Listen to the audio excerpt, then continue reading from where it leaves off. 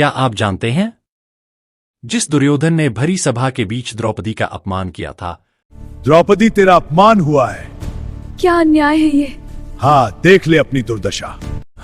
द्रौपदी। हाँ दुर्योधन। तुम्हारे अंतिम क्षणों में क्यों? देखने के लिए। जिससे बहुत कम लोग परिचित हैं। महाभारत का महायुद्ध समाप्त हो चुका था। पूरे 18 दिनों तक चली इस भीषण लड़ाई ने धरती को खून से रंग दिया था।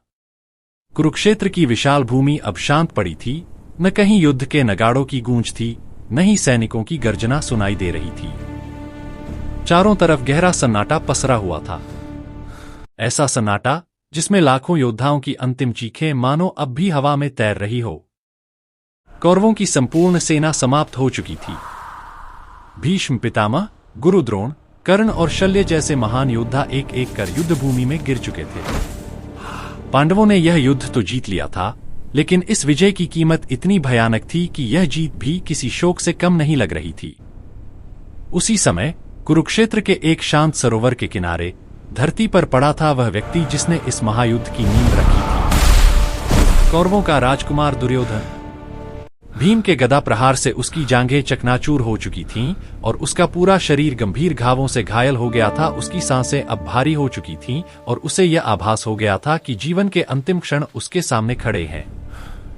दुर्योधन, जिसने पूरी जिंदगी अपने अहंकार और सत्ता के लिए संघर्ष किया, अब धरती पर पड़ा अपने भाग्य के आखिरी फैसले का इंतजार कर रहा था। लेकिन तभी एक ऐसी घटना घटी जिसके बारे में बहुत कम लोग जानते हैं। युद्ध समाप्त होने के बाद पांडवों के शिविर में यह समाचार पहुंचा कि दुर्योधन अभी जीवित है, पर उसकी मृत्यु अब निकट है। मैं दुर्योधन से मिलना चाहती हूँ। जो दुर्योधन ने भरी सभा में द्रौपदी के साथ किया था। लेकिन उसी क्षण एक ऐसा फैसला लिया गया जिसने सभी को हैरान कर दिया। द्रौपदी ने कहा वह दुर्योधन से मिलना चाहती है। यह सुनते ही पांडव भी चौंक उठे। जिस व्यक्ति ने भरी सभा में द्रौपदी का अपमान किया था, जिसके कारण उसे असहनीय पीड़ा झेलनी पड़ी और जिसकी वजह से यह भयानक महाभारत युद्ध हुआ, आखिर उसी दुर्योधन से मिलने की इच्छा अब द्रौपदी क्यों जता रही थी? क्या यह सिर्फ एक अंतिम भेंट थी या इसके पीछे कोई गहरा रहस्य छिपा था? ऐसा रहस्य जिससे बहुत कम लोग परिचित है। क्योंकि जब द्रौपदी युद्ध भूमि में पहुंची और उसने मृत्यु के निकट खड़े दुर्योधन से संवाद किया, तब जो घटित हुआ उसने वहां उपस्थित सभी लोगों को स्तब्ध कर दिया। उस क्षण बोले गए शब्दों ने महाभारत की पूरी कथा को एक नए दृष्टिकोण से देखने पर मजबूर कर दिया। आखिर ऐसा क्या कारण था जिसने द्रौपदी को अपने सबसे बड़े शत्रु से मिलने के लिए प्रेरित किया? आइए जानते हैं महाभारत की इस रहस्यमय और चौंका देने वाली कथा को। लेकिन दर्शक बंधु, इस कथा की शुरुआत करने से पहले एक अत्यंत जरूरी बात समझ लेना आवश्यक है। हमारे प्राचीन धर्म ग्रंथों में कहा गया है कि महाभारत की कई घटनाएं ऐसी होती हैं जिनका वास्तविक अर्थ तभी स्पष्ट होता है जब उन्हें अंत तक ध्यानपूर्वक सुना और समझा जाए।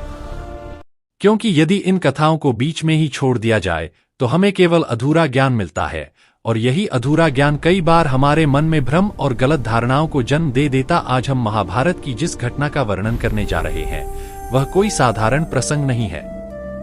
यह उस पल की कथा है जब युद्ध समाप्त हो चुका था और कौरवों का सबसे शक्तिशाली योद्धा दुर्योधन अपने अंतिम क्षणों की प्रतीक्षा कर रहा था। लेकिन उसी समय एक ऐसी घटना घटी जिसने इतिहास को हैरान कर दिया। देखो द्रौपदी, जिस दुर्योधन ने भरी सभा में द्रौपदी का अपमान किया था, जिसकी वजह से यह भयानक महाभारत युद्ध हुआ, उसी दुर्योधन से मिलने द्रौपदी स्वयं उसके अंतिम समय में पहुंची। आखिर ऐसा क्यों हुआ? क्या यह सिर्फ एक संयोग था या फिर इसके पीछे कोई गहरा रहस्य छिपा था जिससे बहुत कम लोग परिचित हैं? इस कथा में आपको महाभारत का एक ऐसा पहलू देखने को मिलेगा जो केवल युद्ध और प्रतिशोध तक सीमित नहीं है, बल्कि धर्म, क्षमा और मानव स्वभाव की गहराइयों को भी उजागर करता है। इसलिए आपसे विनम्र आग्रह है कि इस कहानी को अंत तक अवश्य सुने। संभव है कि इस कथा का कोई एक प्रसंग, कोई एक सत्य आपको महाभारत को समझने का बिल्कुल नया दृष्टिकोण दे दे।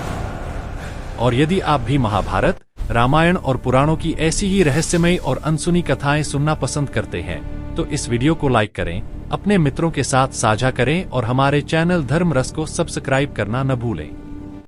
क्या तो यह आइए सच में विजय श्रद्धा थी? और जिज्ञासा के साथ जानते हैं या पूरे आखिर वंश मरते का हुए अंत? दुर्योधन से द्रौपदी मिलने क्यों गई थी और इसके पीछे छिपी महाभारत की वास्तविक सच्चाई क्या है। महाभारत का युद्ध समाप्त हो चुका था। 18 दिनों तक चली उस भीषण अब केवल लड़ाई ने स्मृतियों पूरे में आर्यावर्त को हिलाकर बने। रख दिया था। कुरुक्षेत्र की भूमि पर अब न तो शंखों की ध्वनि गूंज रही थी और न ही रथों के पहियों की गर्जना सुनाई दे रही थी। चारों ओर गहरा सन्नाटा छाया हुआ था। कभी यही धरती लाखों वीर योद्धाओं के पराक्रम की साक्षी बनी थी, लेकिन अब वही भूमि टूटे हुए रथों, बिखरे अस्त्र शस्त्रों और घायल सैनिकों की अंतिम सांसों की गवाही दे रही थी।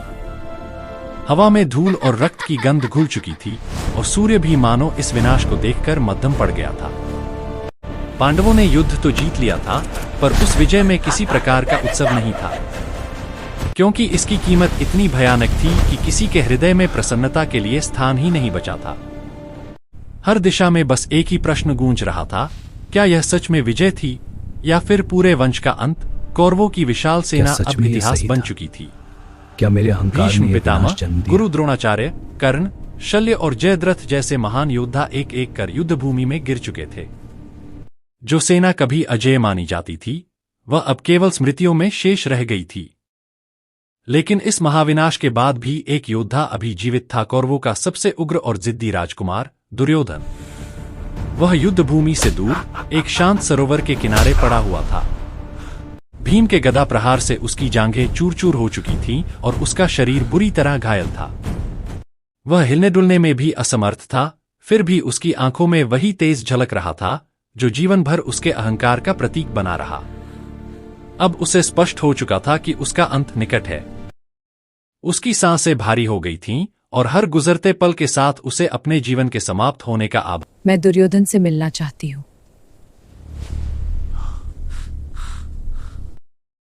मानो उसके पूरे जीवन की घटनाएं एक एक कर उसकी आंखों के सामने घूम रही हों।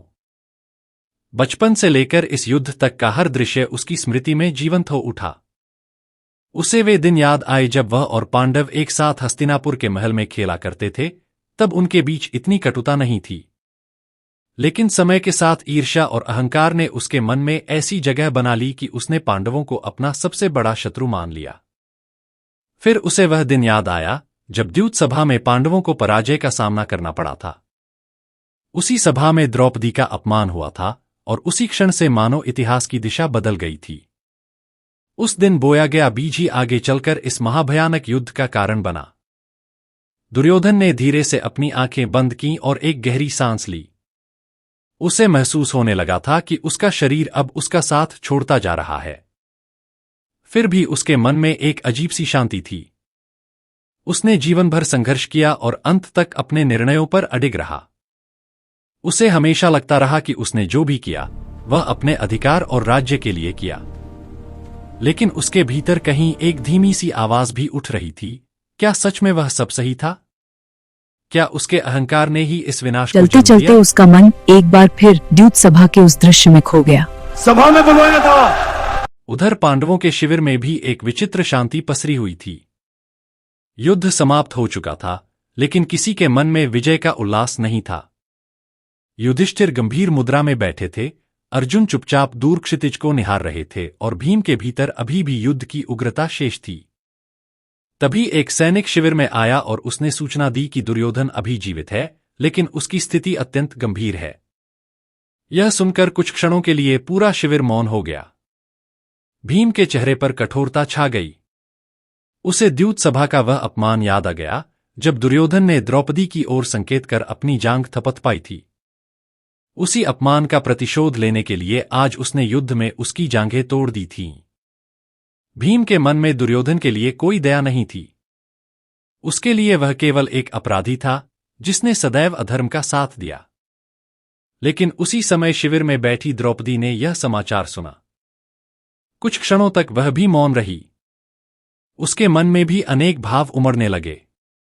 उसे वह दिन याद आया जब भरी सभा में उसका अपमान हुआ था। वह पीड़ा उसके जीवन का सबसे गहरा घाव बन चुकी थी।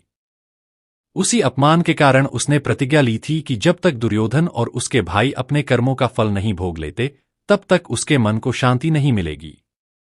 और आज वही क्षण आ चुका था। युद्ध समाप्त हो चुका था। और दुर्योधन अपने अंतिम क्षणों के करीब था। तभी द्रौपदी ने एक ऐसा निर्णय लिया जिसने वहां मौजूद सभी को चौंका दिया। उसने शांत स्वर में कहा, वह दुर्योधन से मिलना चाहती है। उसके ये शब्द सुनते ही सभी स्तब्ध रह गए। भीम ने तुरंत उसकी ओर देखा, मानो उसे विश्वास ही न हो रहा हो कि द्रौपदी ऐसा कह सकती है। अर्जुन के चेहरे पर भी आश्चर्य स्पष्ट था और नकुल सहदेव एक दूसरे की ओर देखने लगे। सबके मन में एक ही प्रश्न उठ रहा था, जिस व्यक्ति ने द्रौपदी का सबसे बड़ा अपमान किया, उसी से वह अब उसके अंतिम समय में मिलने क्यों जाना चाहती है। तभी युधिष्ठिर ने शांत स्वर में पूछा, पांचाली, क्या तुम सच में उससे मिलना चाहती हो? द्रौपदी ने धीरे से सिर हिलाया। उसके चेहरे पर क्रोध नहीं था, बल्कि एक गहरी गंभीरता झलक रही थी। उसने कहा, हां धर्मराज, मैं उससे मिलना चाहती हूं। यह सुनकर कुछ क्षणों के लिए पूरा शिविर मौन हो गया। किसी को भी समझ नहीं आ रहा था कि द्रौपदी के मन में क्या चल रहा है। तभी श्री कृष्ण, जो अब तक शांत बैठकर सब कुछ देख रहे थे, हल्के से मुस्कुराए। उनकी आंखों में मानो सब कुछ पहले से ही स्पष्ट था। उन्हें ज्ञात था कि यह क्षण केवल एक साधारण मुलाकात नहीं, बल्कि उस कथा का अंतिम अध्याय बनने जा रहा है जिसने पूरे आर्यावर्त को बदल दिया। द्रौपदी धीरे धीरे उठी और शिविर के बाहर की ओर बढ़ने लगी। उसके कदम शांत थे, लेकिन उसके मन में विचारों का तूफान उमड़ रहा था। उसके सामने वही व्यक्ति था जिसने उसके जीवन की दिशा बदल दी थी। पर आज वही व्यक्ति एक पराजित योद्धा की तरह मृत्यु के द्वार पर खड़ा था। शायद इसी कारण उसके मन में अब केवल प्रतिशोध नहीं, बल्कि एक गहरा प्रश्न भी उठ रहा था, क्या किसी शत्रु से घृणा करते हुए जीवन का अंत करना ही अंतिम सत्य है, या उस क्षण में भी धर्म का कोई और मार्ग हो सकता है। द्रौपदी धीरे धीरे शिविर से बाहर निकल रही थी। रात का समय था और कुरुक्षेत्र की धरती पर एक विचित्र सा सन्नाटा पसरा हुआ था। दूर दूर तक टूटे हुए रथ, बिखरे पड़े अस्त्र शस्त्र और युद्ध के गहरे निशान दिखाई दे रहे थे। हवा में धूल के साथ उस भयानक युद्ध की थकान भी घुली हुई महसूस हो रही थी।